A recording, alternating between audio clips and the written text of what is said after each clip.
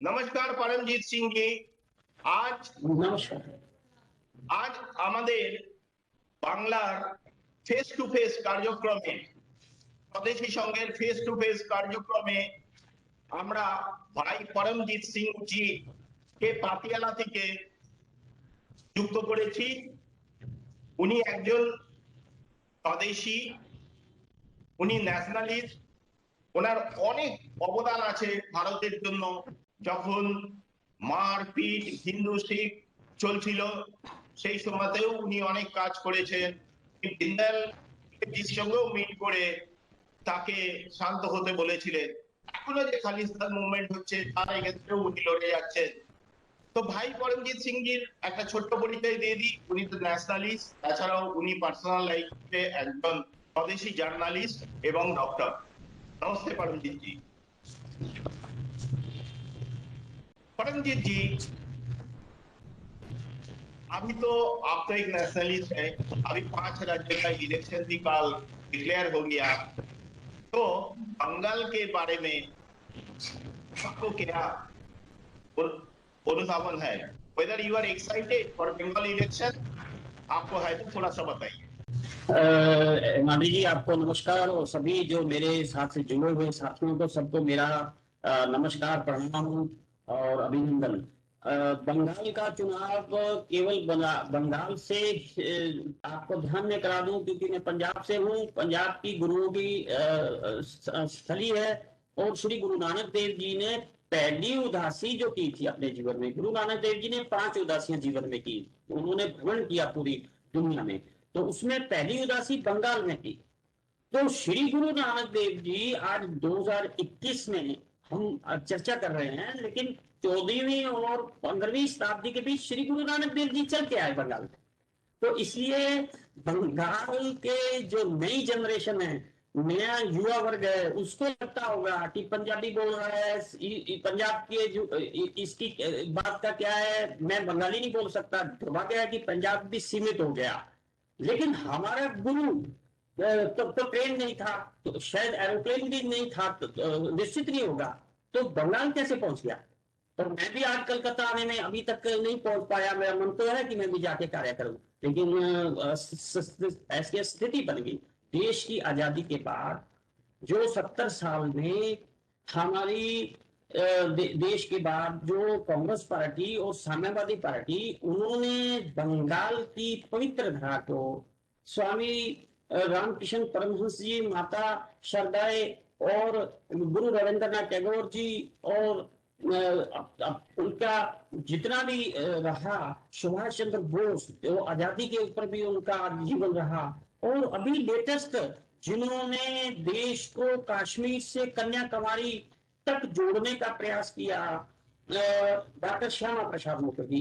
इस धारा के ऊपर आज जो स्थिति देखने को मिल रही है, उससे थोड़ा मन दुखी नहीं होता, आंखों में शर्म से झुक मिल जाती है।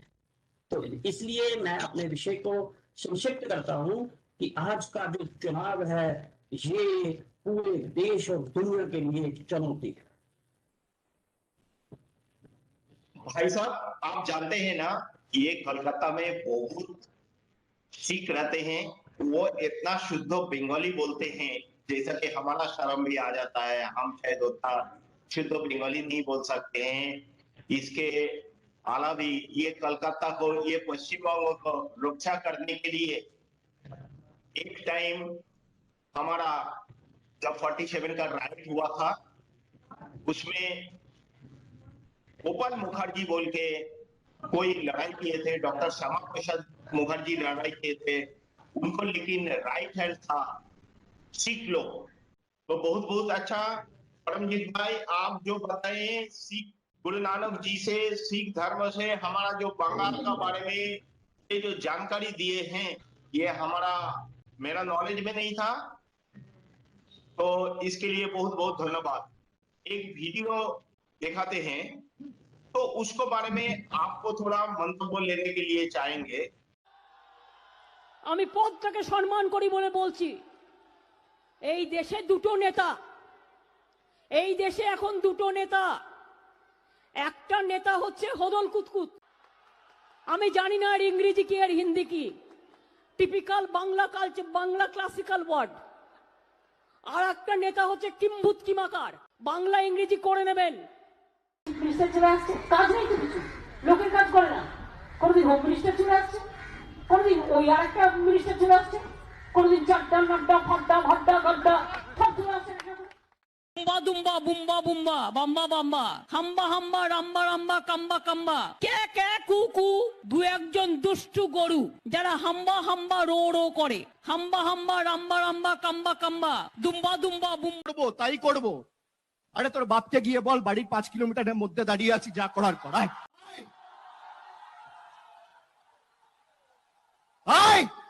হিম্মত আছে?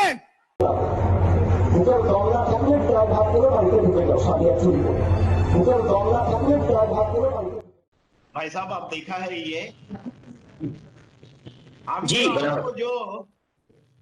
आपको जो बंगाल का बारे में, बंगाली का बारे में जो जो आशा था, जो विचार था, ये हमारा करंट चीफ मिनिस्टर और उनका भतीजे अभिषेक का बारे में सुन के कैसा हुआ?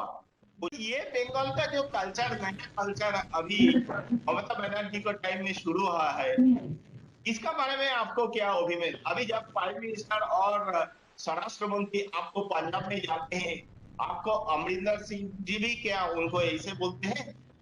ये बारे में आप थोड़ा बताइए। हिमाद्री जी, ऐसा है कि इस वीडियो का आपने नहीं दिखाया, इसका पूरे दुनिया में और पूरे सोशल मीडिया पे इस पर चर्चा हो रही है। और दुर्भाग्य है, ममता जी का हम सम्मान करते हैं, वो बंगाल के लोगों द्वारा एक चुनी गई मुख्यमंत्री हैं, लेकिन ममता दीदी जी को मैं वंदन करते हुए उनको ये अपना एक निवेदन करना चाहता हूं कि कम से कम राजनीति का अच्छा संदेश अपने भतीजे को तो सिखा देवें, क्योंकि वो बंगाल का नेता बनाना चाहती है। तो बंगाल का तो अभी 2021 में भी इतना गलत जो चित्र, इतना जो वो बोल रहे हैं, वो तो उनका फीडबैक, जो उसको बच्चे को एबीसी पढ़ाएंगे तो एबीसी, जो उसको भाषा सिखाएंगे तो।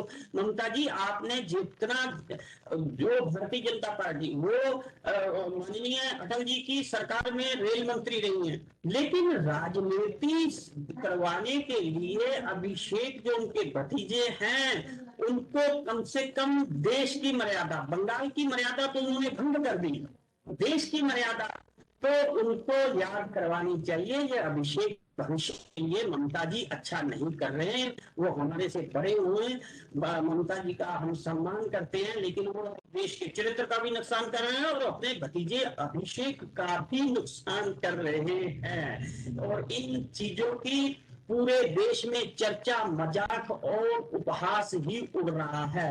और लोग हम पंजाब से लोग हैं, हम घूमते हैं, पंजाब में जाते हैं, हरियाणा में जाते हैं, तो लोग हम नहीं बोलते हैं, लेकिन क्योंकि हम भाजपा से, आरएसएस से जुड़े हैं, लोग हमें कहते हैं कि आपकी बंगाल में सरकार आई है, तो हमें बड़ा विचित्र लगता है। भाई, आप कैसे कह रहे हो कि आप तो हरियाणा में बैठे हो, आप तो अमृतसर के गांव में बैठे हो, तो आप कैसे कहते हो कि बंगाल में? तो वो कह रहे हैं कि वो तो पागल हो गई। तो हम ऐसा शब्द नहीं, मैं क्षमा चाहता हूँ कि मुझे पागल शब्द का भी उपयोग करना पड़ा, लेकिन एक देश के जैसे वो बंगाल में चुने हुए मुख्यमंत्री हैं, पूरे 1 अरब 35 करोड़ लोगों ने माननीय नरेंद्र मोदी जी को चुना है। जब भी चुना है तो वो प्रधानमंत्री बनेंगे, वो तो गुजरात के मुख्यमंत्री थे। और अमित शाह जी है, अमित शाह जी का जो भी है, अमित शाह चुने गए, तो चुनते आए हैं ना, संसद में ऐसे घुसने देते, संसद के आगे भी आप 2 चक्कर लगाओगे तो आप अरेस्ट हो जाओगे। तो अभिषेक के जीवन को, अभिषेक के भविष्य के लिए तो अपना तो उन्होंने दांव पे लगा लिया। जब प्राइम मिनिस्टर मोदी जी और हमारा स्वराष्ट्र मंत्री अमित शाह जी आपको पंजाब में घूमते हैं, अभी अमरिंदर सिंह जी मोदल कूद किम्भूत किमाकार ऐसा बताया क्या? बताते हैं क्या? उन्होंने भी तो ऑपोजिशन में है, उन्होंने कांग्रेस का चीफ मिनिस्टर है, बताया क्या? जी हिमाद्री जी, आपको एक अभी क्योंकि हम बंगाल तक सीमित थे, आपने थोड़ा पंजाब को उसमें टच कर लिया, तो पंजाब में भी क्या हो रहा है, पंजाब में भी कांग्रेस और वामपंथी दोनों का अंदर से गठबंधन हो गया उनको, क्योंकि वामपंथियों का पूरा बोरी बिस्तरा बंद हो गया, उनका एकदम कारोबार बंद है, तो उनका धंधा कैसे चले, तो कांग्रेस का धंधा उनके नेताओं ने ही बंद किया हुआ है। तो इन लोगों ने अंदर करके देश विरोधी इन्होंने एक अपना अंदरूनी गठबंधन बनाया हुआ है। पंजाब में इन्होंने क्या किया कि माननीय प्रधानमंत्री जी की कई स्थानों पर उन्होंने उनके चित्रों का और उन्होंने उसका कुछ ऐसा दुस्साहस किया, कुछ जो ये वामपंथी, क्योंकि दुस्साहस करने के लिए और क्राइम करने के लिए और बुरे काम के लिए, राष्ट्र के लिए विरुद्ध काम के लिए केवल काम कर सकता है तो केवल वामपंथी कर सकता है। मैं कांग्रेस में भी इसमें जोड़ना चाहता हूं कि कांग्रेस भी यदि प्योर होगा तो कांग्रेसी प्योर होगा, वो भी मर्यादा में रहेगा, लेकिन वामपंथी की तो मर्यादा ही नहीं है। तो वामपंथियों ने और इन्होंने तो ममता जी ने दोनों मिक्स हो गए, ममता जी ने गया और मुस्लिम हो गया, इसलिए मर्यादा पूरी तरह भंग होगी। तो मैं आपको पंजाब की अमरिंदर सिंह जी को तो प्रशासन ने अमरिंदर सिंह जी जैसे तैसे जो भी है वो चल रहा है, लेकिन जहां पर प्रधानमंत्री जी के विषय की बात आती है, जहां नेशनल की बात आती है, तो हम चाहे पंजाब में अमरिंदर सिंह जी के और हम कांग्रेस के विरोधी हैं, लेकिन मुझे इस कहने में कोई जोर नहीं है कि पंजाब में ऐसी अभी तक कोई बात नहीं है कि माननीय प्रधानमंत्री, माननीय गृह मंत्री या इतना गिरावट पे इतने शब्दों का जो हुआ है, ये ऐसा पंजाब में हमें कभी दिखा नहीं। और मेरे को आशा है कि अभी हम बहुत ही पंजाब बहुत ऐसे समय से गुजर रहा है जिसमें कुछ निश्चित नहीं कहा जा सकता, लेकिन फिर भी पंजाब की आज की राजनीतिक वामपंथी और कांग्रेसियों के कारण स्थिति बिगड़ने के कारण भी मर्यादा वहां अभी तक कायम है, वो कायम रहेगी ऐसा मुझे लगता है। बहुत अच्छा बात आप सुन रहे हैं।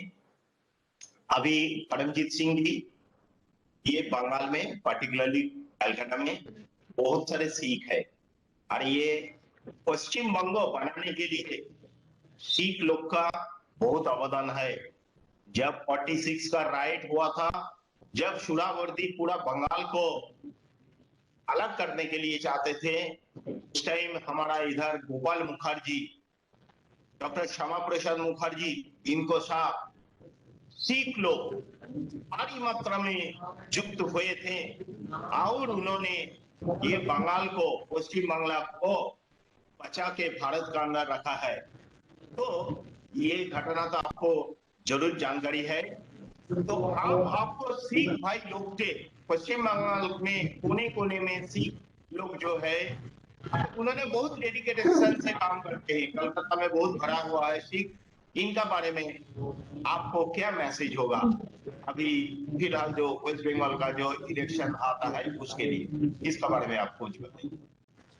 ऐसा है कि भाभी जी, मेरा अपने सिख समाज को ये बहुत ही निवेदन है, निम्रता से और उनके सत्कार से मैं उनसे उनके चरणों में ही निवेदन करता चाहता हूँ कि ये चुनाव का आज जो बंगाल का चुनाव है हमारे लिए और पंजाब जो बंगाल की वर्तमान परिस्थिति है, तो वो केवल एकमात्र एक प्रदेश का चुनाव नहीं है, ये एक चुनौती है हमारे लिए।